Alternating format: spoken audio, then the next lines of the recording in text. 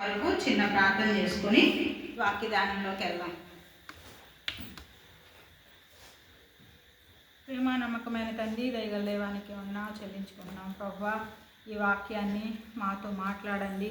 అల్పులము ఎన్నికలేని వారం అయినప్పటికీ ఈ దినము నీ సన్నిధికి వచ్చాము. నిన్ను కృతజ్ఞత ద్వారా నీకు స్తుతి చెల్లించాలని అయా తండ్రి, మీరు ఎంతగానో ఈ కూడికని ఏర్పాటు చేసుకున్నందుకే వందనాలు. ఈ కూడికలో మీరు మాతో మాట్లాడండి. చిన్న బిడ్డల హృదయాల్లో వారికి అవసరమైనది భవిష్యత్ దినాల్లో మేము వారితో ఉండం. ఆయా దినములు గడిచిపోయే కొద్దీ వారి అవనస్తులు అవుతారు. వారి జీవితాల్లో వారు ఆత్మీయంగా కట్టబడాలి. వారు చక్కగా వారి జీవితాలని ముందుకు కొనసాగింప చేయాలి. ప్రభా, దాని కొరకై వారిని సిద్ధపరచండి. మాటలతో వారిని తృప్తిపరిచి వారి జీవితాల్లో మీరుండి నిన్ను కలిగి జీవించే జీవితం వారికి నేర్పించి ఈ మాటల ద్వారా మీరు మహిమపరచండి. నా నోటిని బాగుగా అయా తెరువుము, దాన్ని నేను నింపేదని అంటున్నారు అయ్యా. దానిలో అయా తండ్రి మీరు నింపండి. వాక్యం అనే మన్నాను నింపి అయా పంచి పెట్టమని వేడుకుంటూ ఈ సమయం ఇచ్చినందుకు వందనాలు చెల్లించుకుంటూ ఆది అంతం మీరైండి నడిపించమని యేసయ్య పరిశుద్ధమైన నామం పేరిట ప్రార్థించి స్తుతించి అడిగి వేడుకుంటున్నాం తండ్రి.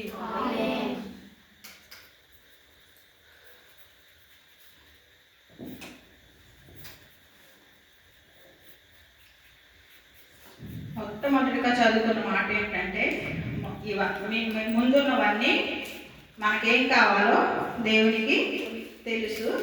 అయితే మనం ఏం చేయాలనేది దేవుడు మాట్లాడుతూ వచ్చాడు. ఏం చేయాలన్నాడు అక్కడ? మొదట నీ రాజ్యమును నీతిని వెదకమన్నాడు. నీతి తర్వాత మాట్లాడుకుందాం. మొట్టమొదటిగా రాజ్యం గురించి కొన్ని విషయాలు మీకు చెప్తాను.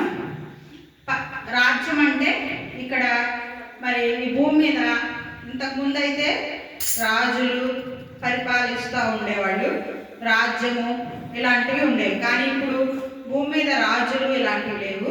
కానీ పరలోకంలో మనకు ఒక రాజ్యం ఉంది.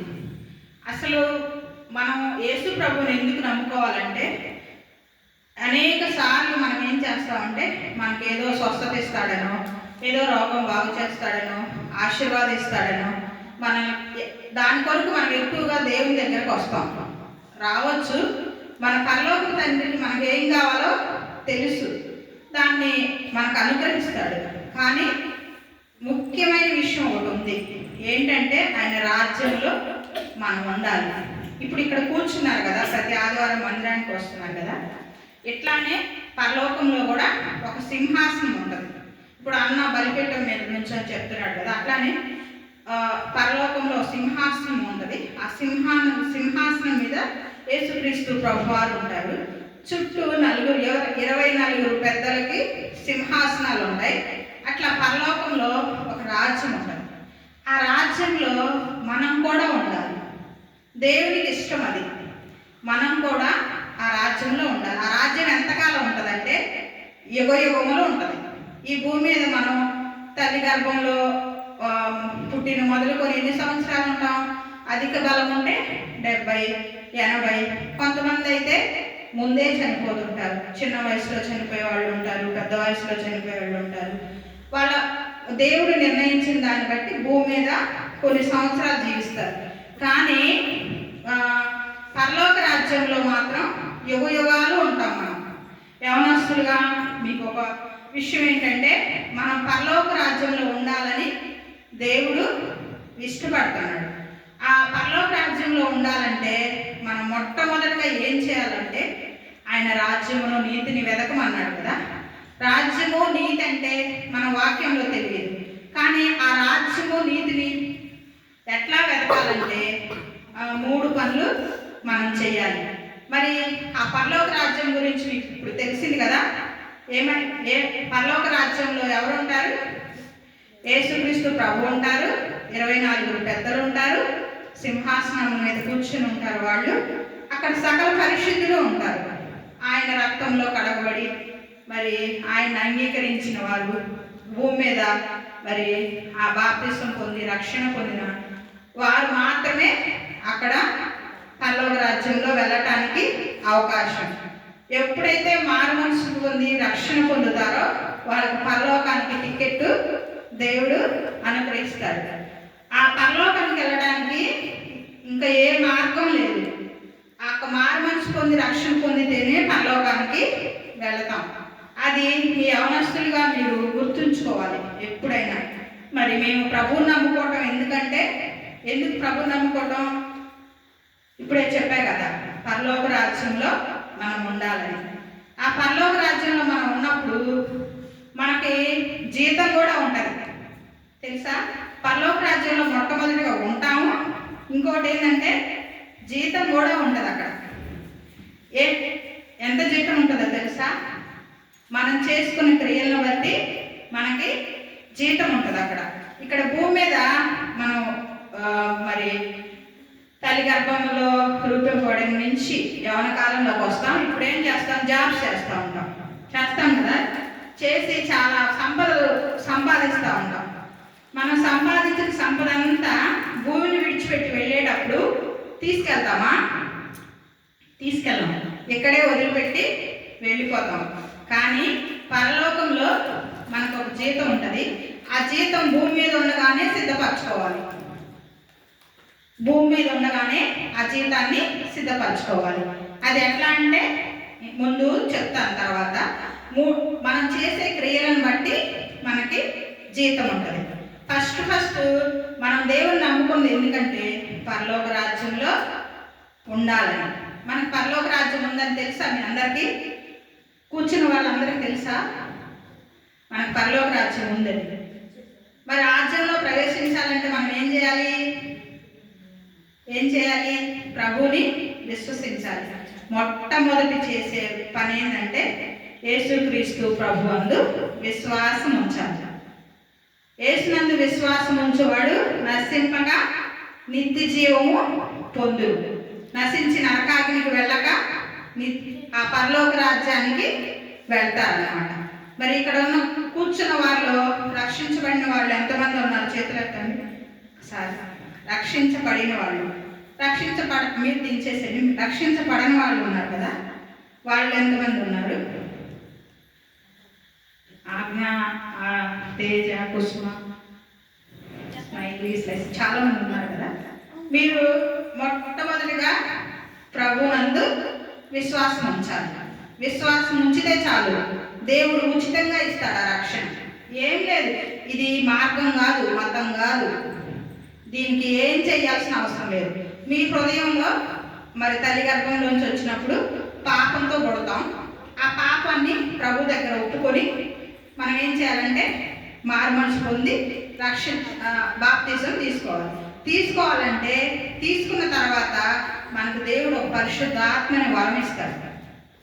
పరిశుద్ధాత్మని వరం ఇస్తే ఆ పరిశుద్ధాత్మ వరం ఏం చేసిందంటే మిమ్మల్ని ఇక్కడి నుంచి ఎట్లా బతకాలి, ఎలా ఉండాలి. మన తల్లిదండ్రులు 15 సంవత్సరాల వరకు 16 సంవత్సరాల వరకు మన తల్లిదండ్రులు మనకు తోడు ఉంటారు ఎటు వెళ్ళినా కానీ 15-16 సంవత్సరాలు దాటిన తర్వాత మరి మన తల్లిదండ్రులు మనతో ఉంటారా? అన్ని సమయాల్లో ఉండలేదు కదా. మన చదువుల కోసం వెళ్తాం, హాస్టల్స్లో ఉంటాం, జాబ్స్ చేస్తాం, అన్ని పరిస్థితుల్లో మనం వెళ్ళిపోతూ ఉంటాం. మరి అప్పుడు మనకి ఎవరు తోడు ఉంటారు? దేవుడు తోడు ఉండాలంటే మనం ఏం చేయాలి? మారు మనసు పొంది రక్షణ పొందితే దేవుడు ఏమిస్తాడు? పరిశుద్ధాత్మని వరమును మనకు అనుగ్రహిస్తాడు. పరిశుద్ధాత్మని వరము మనకిస్తే మనతో పరిశుద్ధాత్మ దేవుడు ప్రతి క్షణం ఉంటాడు. మనం ఇప్పుడు మంచి మార్గం, ఇప్పుడు మనం ఒక నిర్ణయం, ఇప్పుడు ఈ జాబ్ మనకు ఒక జాబ్ వచ్చిందనుకో, ఆ జాబ్కు వెళ్ళాలా వద్దా అనేది మనకు ముందేం జరిగిందో తెలియదు. కానీ పరిశుద్ధాత్మ దేవుడు మనతో ఉంటే మాత్రం అది మంచి మార్గం అయితే వెళ్ళమంటాడు, అది చెడ్డ మార్గం అయితే ఏదో ఒక రకంగా మనతో మాట్లాడతాడు. మనుషుల ద్వారానో, వాక్యం ద్వారానో, సేవకుల ద్వారానో. మనకు ముందు అపాయం ఉందని ప్రభువుకు తెలుసు కాబట్టి మనతో ఉండి ఆ మార్గానికి వెళ్ళాలో వెళ్ళకూడదో మరి నేర్పిస్తూ వస్తాడు. అట్లా నేర్పించాలంటే మనం ఏం చేయాలి? పరిశుద్ధాత్మ అనే వరమని పొందుకోవాలి, నమ్మి బాప్తిస్మం పొందాలి. ఫస్ట్ మనం చేయవలసిన కార్యం ఏంటంటే మన యవన కాలం 15 సంవత్సరాల వరకు దేవుని కృప ఉంటుంది. అప్పటి వరకు మనం ఏ కార్యాలు చేసినా మనల్ని దేవుడు పాపుల కింద తీసుకోడు. ఎందుకంటే చిన్నపిల్లలు నా యుద్ధకు రానివ్వడి అని దేవుడు వాక్యం ద్వారా మాట్లాడుతున్నాడు. చిన్నపిల్లలకి ఆ చెడ్డ పనులు చేసినా కూడా వాళ్ళకి తెలియక చేస్తారు. వాళ్ళు అప్పటి వరకు తెలివి, జ్ఞానం, వివేకం వాళ్ళకి రాదు. అందుకని 15 సంవత్సరాల వరకు దేవుని కృప వారి మీద ఉంటుంది. 15 సంవత్సరాలు దాటిన తర్వాత యవ్వన ప్రాయంలోకి వచ్చిన తర్వాత లోకంలో ఉన్నవన్నీ మనకి చిన్న చిన్నగా తెలుస్తూ ఉంటాయి.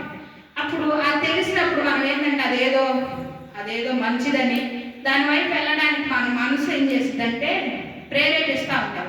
స్నేహితుల వల్లనో లేకపోతే ఇది చేస్తే బాగుండిద్దనో ఏదో ప్రేరేపిస్తూ ఉంటారు.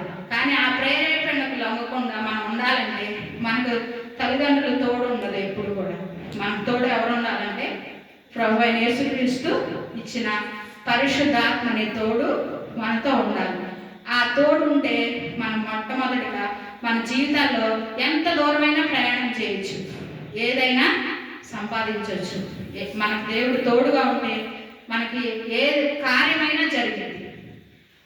ఇక్కడ ఇంకొక విషయం ఏంటంటే మరి నమ్మి బాప్తీసం పొందిన వారిలో బైబిల్లో ఒక ఆమెను మీకు గుర్తు చేస్తాను, మీకు అర్థం అవడానికి. ఏంటంటే బైబిల్లో ఒక ఆమె ఉంది, రూతు అనే ఒక ఆమె ఉంది. ఆమె ఏంటంటే ఆమెకి దేవుడు తెలియదు. ఆమెకు అసలు దేవుడు ఎవరో తెలియదు. ఆమె ఏం చేసిన వాళ్ళ పితరులు ఏం చేస్తారంటే విగ్రహాలను పూజిస్తారు. వాళ్ళ వాళ్ళ వాళ్ళ తల్లిదండ్రులు కానీ ఎవరికి దేవుడి గురించి తెలియదు. కాకపోతే ఆమెకి ఏమైందంటే వివాహం అయినప్పుడు మరి యేసు ప్రభువుని నమ్ముకున్న కుటుంబంలోకి ఆమెను ఇచ్చినప్పుడు వాళ్ళ దేవుడి గురించి వినిందనమాట. వాళ్ళ అత్త ద్వారా, వాళ్ళ కుటుంబం ద్వారా విన్నప్పుడు ఆమె ఏమనుకుందంటే మరి మా అత్తగారిని నమ్ముకున్న దేవుడు చాలా గొప్పవాడంట అని ఆమె ఏంటంటే తెలుసుకుంది. యేసు ప్రభు చాలా గొప్పవాడు మరి అని తెలుసుకొని ఏం చేసిందంటే ఆమె చేసే విగ్రహాలు మరి పూజించే విగ్రహాలు పలకవు ఉలకవు అని తెలుసుకుందనమాట. ఇప్పుడు కొన్ని సంవత్సరాలు వాళ్ళతో సహవాసం చేయడం ద్వారా ఆమె ఏం చేసిందంటే విగ్రహాలంటే ఇక్కడ ఆ పూజించే విగ్రహాలు బొమ్మలు ఒకటే కాదు, దేవునికి దూరం చేసే మన జీవితాల్లో ఇప్పుడు ముఖ్యంగా ఫోన్ ఒకటి విగ్రహంగా మారిపోయింది. లేవగానే మనం ఏం చేస్తున్నాం, ఫోన్ తీసుకుంటున్నాం. అది కూడా ఒక విగ్రహం అంటే ఏంటంటే చెడుతనానికి మనల్ని ప్రేరేపించేది ఏదైతే మన జీవితంలో ఉందో అదే విగ్రహం. అవునా? వాటన్నిటి నుంచి అవి మంచివి కాదు, మనకేం మేలు చేయవని ఏం చేసిందంటే వాళ్ళ అత్తగారు వాళ్ళ కుటుంబం నమ్ముకున్న దేవుడు చాలా గొప్పవాడని నమ్మి ఆమె కూడా ఏంటంటే పరిశుద్ధాత్మ దేవుడు యేసుక్రీస్తుని అంగీకరించి నమ్మి బాప్తీసం పొందిందనమాట. నమ్మి బాప్తీసం పొందిన తర్వాత ఆమె జీవితంలో తన భర్త చనిపోయాడు. తన అత్త వృద్ధాప్యంలోకి వచ్చింది. తన ముందైతే ఆహారం కూడా ఏ దినానికి ఆహారం కూడా లేని పరిస్థితులు వచ్చేసి, కరువు వచ్చేసి వాళ్ళకు జరగని పరిస్థితులు వచ్చేసి. మీరంటే ఇప్పుడు ఎవరి కాలంలో ఉన్నారు, ఆ పరిస్థితులన్నీ మీకు తెలియదు. ముందున్న జీవితాల్లో ఎప్పుడైనా ఏ సమయంలో అయినా ఇలాంటి పరిస్థితులు వస్తాయేమో. ఒకసారి ముందే దేవుని గురించి తెలుసుకుంటే మీరు ఎక్కడ కూడా కృంగిపోకుండా ఉంటారని ఈ ఋతు గురించి మీకు చెప్తున్నాను అన్నమాట. ఆమె ఏం చేసిందో తెలుసా, ఆమె అత్త దేవుణ్ణి హత్తుకునింది, ఆ దేవుణ్ణే నమ్ముకునింది.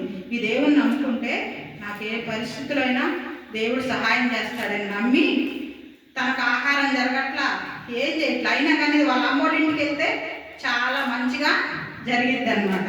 వాళ్ళ అమ్మ వాళ్ళు మంచిగానే కూతుర్ని బాగానే చూసుకుంటారు. కానీ ఆమె ఏం చేసిందంటే తన అత్తతో కలిసి మరి దేవుని నమ్ముకొని దేవుని ఇంటికి వచ్చి మరి వాళ్ళ అత్తగారు ఎక్కడుంటే నేను అక్కడే ఉంటానని నమ్మి మరి అత్తగారి ఊరికి వెళ్ళిపోయింది. వాళ్ళ అత్తగారు ముస్లాం, ఆమె ఏమన్నా ఆహారం పెట్టదు కదా.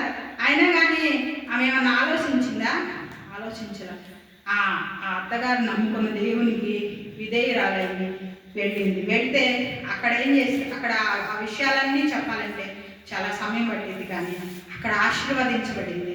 అక్కడ మళ్ళీ ఒక రాజుగారు తనని వివాహం చేసుకుంటాడు, ఒక రాణిగా చేస్తాడు దేవుడు ఆమె ఆమెను అంతగా చేయటానికి కారణం ఏంటంటే ఆమె ప్రవర్తన. ఆమె ప్రవర్తన ఎలా ఉందంటే తెలియనప్పుడు విగ్రహాలను పూజించింది.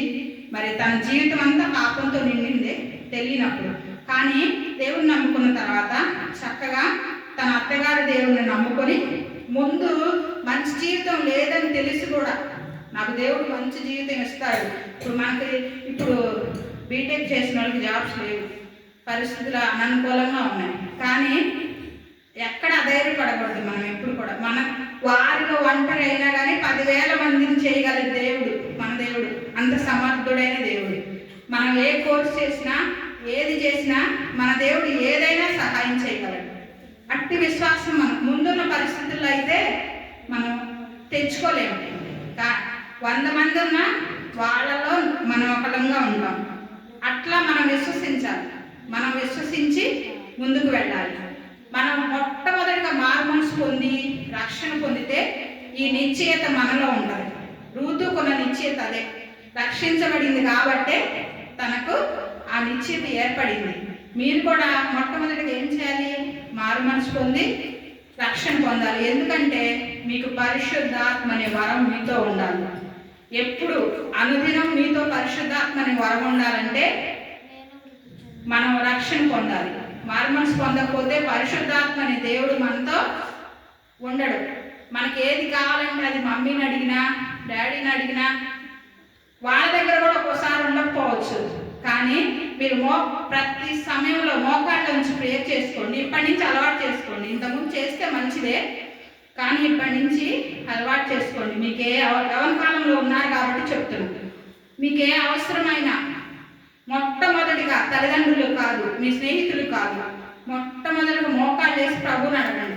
మీకు ఇప్పుడు మనం ఒక ప్రాజెక్ట్ వర్క్ చేయాలి, వేరే ప్రాంతానికి వెళ్ళాలి, దానికి కావాల్సిన ప్రతి దానిని దేవుని దగ్గర అడగాలి. ఎలా అడగాలంటే దానికి కావాల్సిన ఆర్థిక వెసులుబాట్లు కావాలి, మరి అక్కడ మంచి స్నేహితులు కావాలి, అక్కడ ఆ ప్రాంతానికి వెళ్ళడానికి అవకాశాలు ఏర్పడాలి. మరి జాబ్స్ కొరకైనా ఏదైనా మనం ముందుగా ప్రభు దగ్గర అడిగితే మీరు వెళ్ళే లోపు, దాని కొరకు వెళ్ళే లోపు మీ కొరకు ముందుగా దూతను పంపి దేవుడు మీకు సహాయం చేస్తాడు. కావాలంటే మీరు టెస్ట్ చేసుకొని చూడండి. అర్థమైందా? నేను అక్క చెప్పింది, నేను ఇలా ప్రభువా నీ సన్నిధికి వచ్చి నేను అడుగుతున్నాను, నేను ఇలా ప్రయాణమై వెళుతున్నాను, ఈ జాబ్ కొరకు ప్రయత్నిస్తున్నాను, ఈ చదువులో ముందుకెళ్తున్నాను, మరి నాకు సహాయం చేయని చెప్పేసి మీరు మోకరించి ప్రార్థన చేసుకోండి. మీకు ఖచ్చితంగా దేవుడు కార్యం చేస్తాడు. ఆ కార్యం చేసినప్పుడు మీలో విశ్వాసం ఏమైందంటే బలపడింది. మొట్టమొదటిది నమ్మి బాప్తిసం పొందాలి. బాప్తిసం పొందినప్పుడు పరిశుద్ధాత్మ అనే వరం మీతో ఉంటుంది, మిమ్మల్ని నడిపించింది. రెండవది ఏంటంటే రెండో కార్యం ఏంటంటే ప్రార్థన చేయటం. ఇప్పుడే చెప్పాగా, ప్రతి విషయంలో దేవుని సన్నిధికి రావాలి. ఎట్లా ముందు అందరితో చెప్పుకొని కాదు. తండ్రి కోపం వచ్చింది. మనం ముందు వేరే వాళ్ళకి చెప్పుకొని, పక్కన వాళ్ళకి చెప్పుకొని తర్వాత దేవుని సన్నిధికి వచ్చామంటే ఏమైందంట? మన తండ్రికి కోపం వచ్చి ఆ కార్యాలు జరగవు. మొదటి స్థానం ప్రభువుకి ఇవ్వాలి. ప్రభువుకి ఇస్తే దేవుడు ఆ కార్యం చేస్తాడు. మూడో విషయం, ఆ ప్రార్థన విషయంలో మీకు అందరికీ తెలుసు, సండే స్కూల్లో స్టోరీ వింటూ ఉంటారు. షడ్రకు మెషకు అబెద్నోలు గురించి మీరు వినే ఉంటారు కదా. వాళ్ళు ఏం చేశారంటే, వారు తల్లిదండ్రులను విడిచిపెడితే వాళ్ళున్న దేశంలో రాజులు వచ్చి వాళ్ళని బందీలుగా చేసుకొని బబులోనికి తీసుకెళ్ళిపోయి దానియేలుని వాళ్ళని అక్కడ బందీలుగా బానిసలుగా ఉంచుకొని వాళ్ళ చేత వెట్టి పని చేయించుకుంటూ ఉంటారు. తల్లిదండ్రుల దగ్గర ఉన్నప్పుడు, లేకపోతే మన ఇంట్లో ఉన్నప్పుడు దేవునికి విధేయతగా ఉన్నామంటే ఎవరైనా ఉంటాం. మన తల్లిదండ్రులు చెప్తూ ఉంటారు ప్రార్థన చేసుకోండి అది ఇది. కానీ అసలు మన వేరే చోటకి ఒక విధంగా చెప్పాలంటే వాళ్ళని జైల్లో వేసినట్టే, బానిసగా వెట్టి పనులు చేయించుకునే పరిస్థితుల్లో కూడా వాళ్ళు ఏం చేశారంటే దేవుడిని విడిచిపెట్టాల. ముమ్మారంట, రోజుకి 3 సార్లు ప్రార్థన చేశారంట. ప్రార్థన చేసి వాళ్ళు దానియేలు కానీ షడ్రకు మెషకు అబ్దెనగో కానీ ప్రార్థన చేయడం వల్ల వాళ్ళు కలిగిన మేలేంటి? చెప్పండి. ఇంకా వాళ్ళకి కలిగిన మేలు ఒకటి మీకు తెలుసు కదా, చెప్పండి. ఆ అగ్నిగుండంలో నుంచి బయటకు తీసుకురావటం ఎవరి వల్ల అయిద్దా? కాదు. ఎవరికైనా చెప్పుకున్నారా? వాళ్ళు చెప్పుకోలే. కానీ ఎవరి సహాయం వచ్చింది వాళ్ళకి? దేవుని సహాయం వచ్చింది. వాళ్ళు ఏం చేశారు? ప్రార్థన చేశారు. ప్రార్థన చేయటం వల్ల సహాయం అందింది కదా. ఇప్పుడు నేను చెప్పింది నిజమే కదా, వాక్యంతోనే చెప్పాను కదా. మీరేం చేస్తారు? ప్రార్థన చేస్తారుగా అన్ని విషయాల్లో. మీరు ఎక్కడున్నా, ఏ పరిస్థితిలో ఉన్నా ప్రార్థన మాత్రం విడిచిపెట్టండి. ఫస్ట్దేమో రక్షణ పొందాలి. మొట్టమొదటిగా తీర్మానం చేసుకోండి, ఇది రక్షణ అంటే. ఇంకోటి అందరూ అంటారు కొంతకాలం గడవాలి, యవన కాలంలో తీసుకోకూడదు, వృద్ధాప్యం వచ్చారు కొంచెం ఏంటి. ఇంకా మన మందిరంలో వాళ్ళు ఎక్కువ చెప్తారు ఏమని చెప్తారు? వాళ్ళకి అనుభవం లేదు, ఇంకా ఇంకా చాలా మాటలు చెప్తుంటారు. కానీ హృదయంలో యేసుని విశ్వసించినప్పుడే మనం రక్షించబడినట్టే. యేసు నా నిజదేవుడు, నన్ను సృష్టికర్త అయిన దేవుడు యేసు ప్రభు అని మన హృదయంలో ఎప్పుడైతే విశ్వసించినప్పుడే మనం మారుమనసు పొంది రక్షణ పొందినట్లే. కాకపోతే సంఘం ఎదుట సాక్ష్యం ఇవ్వడానికే బాప్తిజం తీసుకోవడం. మనం వేరే దేవుడిని పూజించాము, యేసే మన దేవుడు. కాబట్టి మొట్టమొదటిగా ఇక్కడ ఉన్న వాళ్ళు ఇంకా ఎవరైనా రక్షణ పొందకపోతే మొట్టమొదటిగా రక్షణ పొందండి. మీ పరిశుద్ధాత్మ అనే వరము మీకు అనుగ్రహించబడింది. రెండవది, ప్రార్థన చేయటం మానవద్దు. ప్రార్థన చేయటం ఎప్పుడు మానవద్దు. మీ జీవితాల్లో ఏది కావాలన్నా ప్రార్థన చేసుకోండి. తల్లిదండ్రులను అడగొద్దు, స్నేహితులను అడగొద్దు. మీరు ప్రార్థన చేసుకుంటే దేవుడు వాళ్ళ తల్లిదండ్రుల చేతుల్లో కూడా డబ్బులు రావాలంటే ప్రార్థన చేస్తేనే వస్తాయి, లేకపోతే వాళ్ళకి రావు. అట్లా. మరి మూడో విషయం ఏంటంటే, మన మీద ఒక భారం ఉంది. దేవుని చిత్తం నెరవేర్చుట నాకు ఇష్టం అని దావీదు మహారాజు అంటాడు కదా. దేవుని చిత్తం ఏంటంటే పాత దినాల్లో కృతజ్ఞతలు చెల్లించడం, ఆ ప్రార్థన చేయటం పాత నిబంధన ప్రకారం దేవుని చిత్తం. కానీ కొత్త నిబంధనలో మాత్రం ఒక మాట ఉంది. ఏమనంటే, నరులు దేవుని కాడి మోయట మేలు. యవన కాలంలో దేవుని కాడి మోయట మేలు, నరునికి మేలు అన్నమాట. మనం దేవుని కాడి మోయాలన్నమాట. దేవుని కాడి అంటే ఏంటి? సువార్త అనే కాడిని మనం పోయాలి. ఈ సువార్త అనే కాడిని మోస్తే, ఇందాక ఒక వాక్యం చదివించాను కదా, మొదట నీ రాజ్యమును నీతిని వెతుకుము, అవన్నీ అనుగ్రహించబడతాయి.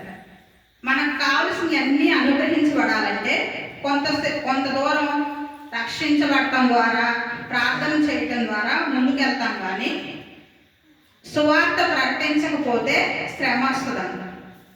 సువార్త ప్రకటించకపోతే శ్రమ వచ్చిందంట.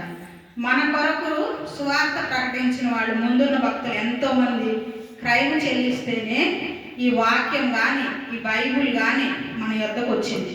మనది హిందూ దేశం, మనకి దేవుడు ఎవరో తెలియదు. దేవుని ప్రజలైన యూదులు దేవుడిని అంగీకరించకపోతే మరి ఈ అన్యజనుల యొద్దకు దేవుడు వచ్చాడు. ఈ అన్యజనులందరూ రక్షణ పొందే వరకు వాళ్ళ హృదయాన్నంతా దేవుడు కఠినపరుస్తాడు. మనం అందరం అన్యజనులమే, మనం అసలు యోగ్యులమే కాదు. అయితే మన ముందున్న భక్తులు చాలామంది ఈ సువార్త ప్రకటించడానికి వాళ్ళ కుటుంబాలను కూడా క్రైమ్ చెల్లించారు. ఈ బైబిల్ మన చేతుల్లో ఉందంటే, విలియం కేరీ అనే ఆయన బైబిల్ మరి అచ్చు వేయించి తెలుగులోకి మరి మార్చాడు. ఆయన ఇంగ్లీష్లోంచి హెబ్రీ భాషలో నుంచి ఈ తెలుగులోకి తీసుకొచ్చాడు. అయితే ఆయన కుటుంబం అంతా ఇండియాకి వస్తే పిల్లలిద్దరు చనిపోయారు, భార్య చనిపోయింది. పిల్లలిద్దరిని తీసుకెళ్ళడానికి వాళ్ళు వేరే దేశస్తులని మోసుకెళ్ళడానికి కూడా ఎవరు రాదు.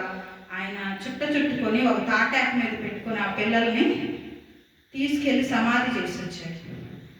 తన కుటుంబాన్ని క్రయంగా చెల్లించి అంత నష్టపోయినా కానీ ఇక్కడ ఉన్న భారతదేశంలో అన్ని జనులకి సువార్త అందించాలని ఒక్క నిశ్చయతతో ఆయన ఏం చేశాడంటే, ఈ బైబిల్ని తెలుగులోకి మార్చి అచ్చు వేయించి ఇవి మనకు అందే వరకు కొంచెం పోరాడాడు ఆయన. అలా భక్తులు ఎంతోమంది క్రైమ్ చెల్లించారు దీనికోసం.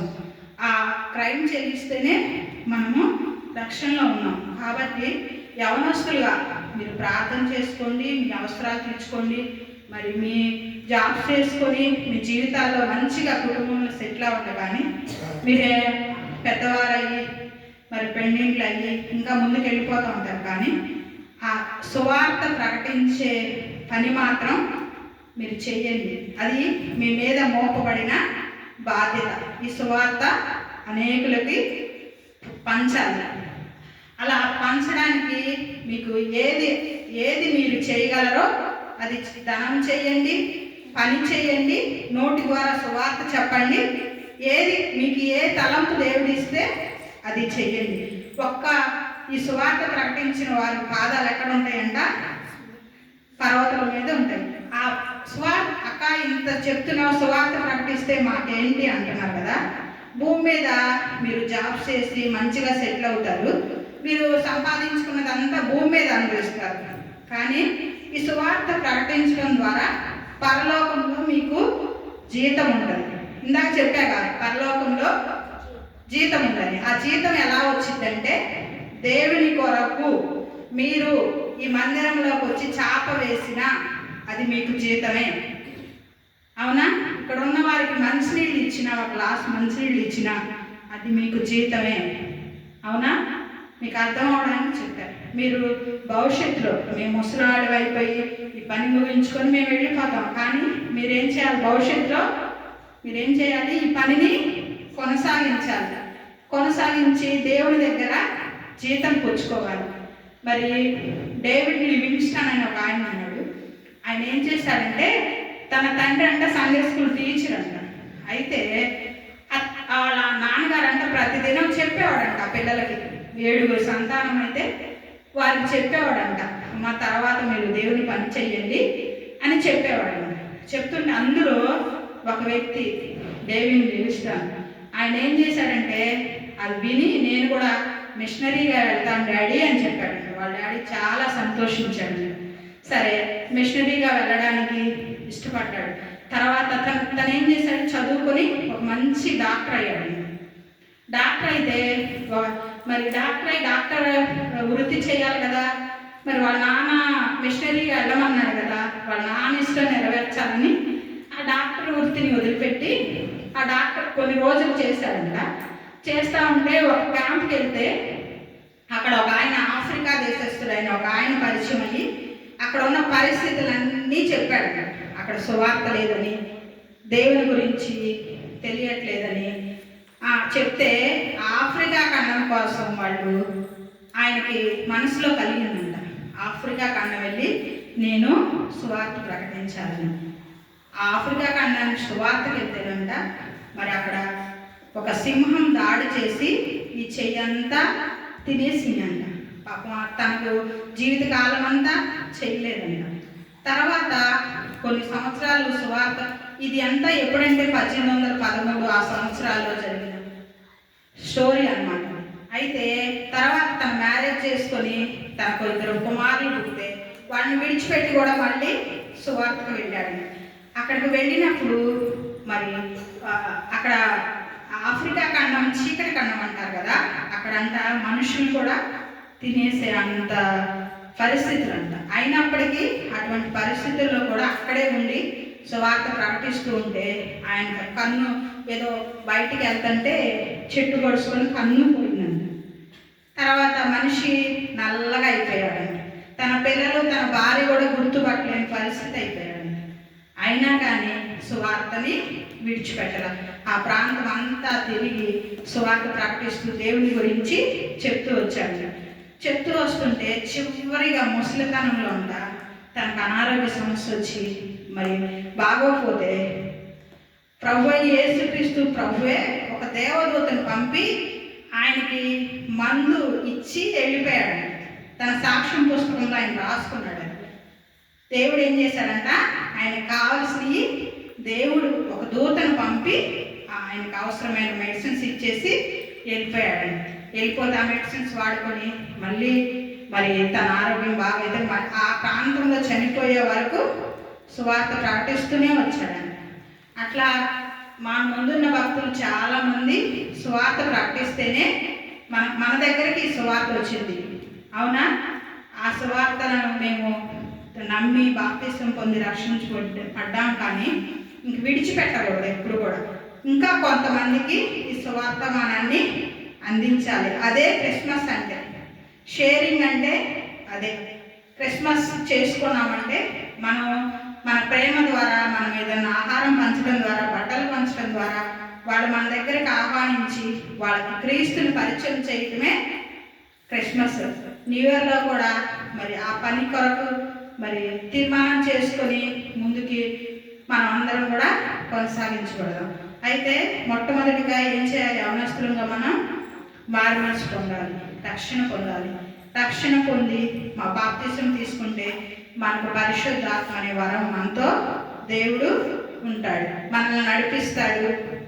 ప్రార్థన చేయటం ద్వారా మనకు కావాల్సినవన్నీ దేవుడు అనుగ్రహిస్తాడు. మూడోది ఏంటి? సువార్త ప్రకటించాలి. సువార్త ప్రకటించకపోతే భూమి మీద మనం ఎంత సంపాదించుకున్నా మన దగ్గర 1,00,000 రూపాయలు ఉంటాయి, కానీ మన అక్కర్లు తీరవు. అది ముందు మీరు జీవితంలోకి వెళ్ళిన తర్వాత అవన్నీ ఫేస్ చేస్తారులే. మీరు చిన్నపిల్లలు కదా, ఇంకా తెలియదు అవన్నీ. మన జీవితాల్లో దేవుని పని చేయకుండా, దేవుని కలిగి లేకుండా ఉంటే మనకి ఎంత ఉన్నా నెమ్మది లేదు. మాకు ఇప్పుడు మా మందిరానికి అప్పుడప్పుడు వస్తూ ఉంటారు కొంతమంది. ఒక గవర్నమెంట్ టీచర్ అమ్మ, ఆమెకి నెలకి 1,00,000, 2 లక్షలు, ఇప్పుడు హెడ్ మాస్టర్ అయిందంటే 2 లక్షల జీతం. కానీ ఇంటికి వెళ్తే పాలు తెచ్చుకొని టీ పెట్టుకోవడానికి కూడా ఆమె చేతిలో రూపాయి కూడా ఉండదు. అంటే ఆ పరిస్థితులు ఎలా వస్తున్నాయి ఆమె కూడా అర్థం కావట్లేదు. మళ్ళీ ఒంటరి, కుటుంబం కూడా లేదు. ఎందుకనంటే దేవుని కలిగి లేకపోతే మనకేమున్నా మనం సంతృప్తిగా ఉండలేము. మనము రక్షించబడ్డాం, ప్రార్థన చేసుకుంటున్నాం, మనం దేవునికి ఇవ్వాల్సిన ఇస్తున్నాం. కానీ సువార్త ప్రకటించకపోతే మాత్రం శ్రమ వస్తుంది. ఆ శ్రమ నుంచి మనం తప్పించుకోలేము. దేవుని చిత్తం సువార్త ప్రకటించాలని. మొట్టమొదటిగా సువార్త ప్రకటించిన వాళ్ళని 3 చెప్తారు. మొట్టమొదటి తన కుమారుడే ప్రకటించాడు. యేసుక్రీస్తు ప్రభువారు 3.5 సంవత్సరాలు సువార్త ప్రకటించాడు. తర్వాత 12 మంది శిష్యులు ప్రకటించారు. తర్వాత మిషనరీస్ ప్రకటించారు. తర్వాత సేవకులు వచ్చారు.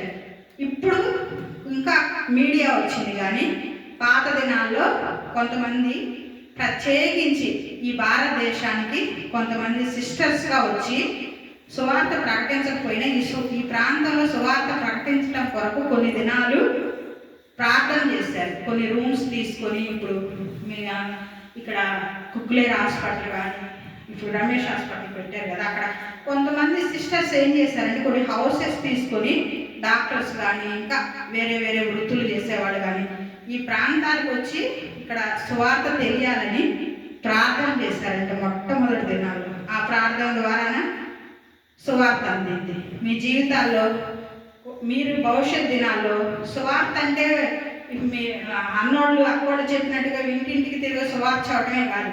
మీరు ప్రార్థన చేసినా సువార్త ప్రార్థన చేసినా అది సువార్త అయింది. ఆ సువార్తకు వెళ్ళే వాళ్ళకి సహకరించినా మరి ఇంకట్లా ప్రతి పనిలో సంఘంలో మీరు పాలిభాగస్తులు అవ్వాలి. ఈ పని ఏంటంటే మాకు కూడా జాబ్ చేసుకోవచ్చు, చక్కగా మేము కూడా కుటుంబాలు నడిపించుకోవచ్చు. కానీ సువార్త ప్రకటించాలనే ఒక్క భారంతోనే ఈ పరిచర్య కొనసాగించబడుతుంది. అందులో భక్సింగాల సహవాసం ఉంటే సువార్తకే ఎక్కువ ప్రాముఖ్యత ఉంటుంది. సువార్త ప్రకటించకపోతే శ్రమ ఉంటుంది. కాబట్టి మీరు అందరూ గుర్తుపెట్టుకోండి. ఏం చేయాలి? మీరు లాస్ట్గా ఎక్కువసేపు ఎందుకు చెప్పానంటే సువార్త విషయమా మీరు భారం కలిగి ఉండాలి. అవునా? మీరు ఏ ప్రాంతాల్లో ఉంటే ఆ ప్రాంతాల్లో, మీరు ఎక్కడ ఉంటే అక్కడ సువార్త ప్రకటించడానికి ఇష్టపడండి. ఓకేనా? ఈ న్యూ ఇయర్లో యవనస్తుల కూడికల్లో మీరు గుర్తుపెట్టుకోవాల్సిన 3 విషయాలు ఏంటంటే, మీరు మొట్టమొదట మారుమనసు పొంది రక్షణ పొందాలి, రెండవది ప్రార్థన చేయాలి, మూడవది సువార్త ప్రకటించాలి. ప్రకటిస్తారా?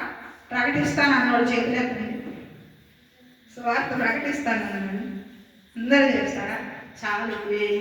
యెరూషలేము పరిచర్య చాలా నలుదిక్కులకి విస్తరించినట్లే. ఇంక ఈ విషయం అన్న చూశాడంటే ఇంకా సంతోషపడతాడు. ఇంతమంది సేవకురాలు తయారయ్యారంటే. ఓకేనా? సరే, ప్రార్థన చేసుకున్నాం. ప్రార్థన చేసుకుని కేక్ కట్ చేసుకున్నాం. మీలో పాటలు పాడాలనుకున్న ఆసక్తి ఉన్న వాళ్ళు ఎవరన్నా పాడవచ్చు పాట.